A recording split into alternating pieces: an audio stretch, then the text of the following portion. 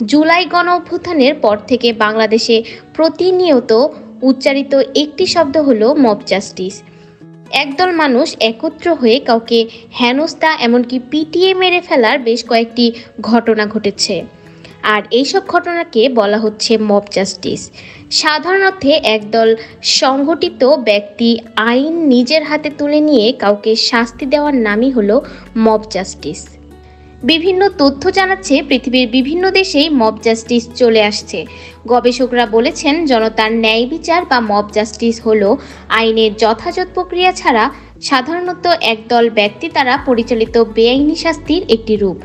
তারা বলেছেন জনতার বিচার হলো একটি পরিস্থিতি যেখানে মানুষ ভিড় তৈরি করে আইন নিজের হাতে তুলে নেয়। তারাই কাউকে অভিযুক্ত করে, জুরি এবং বিচারক হিসেবে কাজ করে, এরপর সন্দেহভাজন বা কথিত অপরাধীকে ঘটনাস্থলে শাস্তি দেয়। এই পদ্ধতিতে প্রায় সময় কোনো ব্যক্তিকে পিটিয়ে মারা বা গুরুতর আহত করা হয়। তবে এইসব ঘটনায় মব লিঞ্চিং বলেও একটি শব্দ ব্যবহৃত হয়। ব্রিটানিকার সংজ্ঞা অনুযায়ী লিঞ্চিং সহিংসতার একটি রূপ, যেখানে জনতা বিনা বিচারে প্রায়শই নির্যাতন এবং শারীরিক অঙ্গহানি ঘটিয়ে কোনো অভিযুক্তকে মৃত্যুদণ্ড দেয়। তারা বলেছে লিঞ্চ শব্দটি একটি স্বগঠিত আদালতকে বোঝায় যা আইনের যথাযথ প্রক্রিয়া ছাড়াই একজন ব্যক্তির ওপর শাস্তি আরোপ করে। আর এই শব্দটি চার্লস লিঞ্চের নাম থেকেই উদ্ভূত হয়েছে, যিনি ভার্জিনিয়ার একজন চাষী।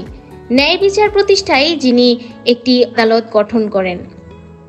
গবেষকরা বলেছেন মব জাস্টিস সামাজিক বৈষম্য, অর্থনৈতিক বঞ্চনা এবং ন্যায় বিচার প্রাপ্তির অভাবের কারণে ঘটে থাকে। তবে ইন্টারনেটের যুগে সরাসরি পেটানো ছাড়াও মব জাস্টিস চলমান আছে, যেখানে জনতা কোনো একটি ফৌজদারি অপরাধ ব্যক্তিগত বিষয়ে মব জাস্টিসে লিপ্ত হয়।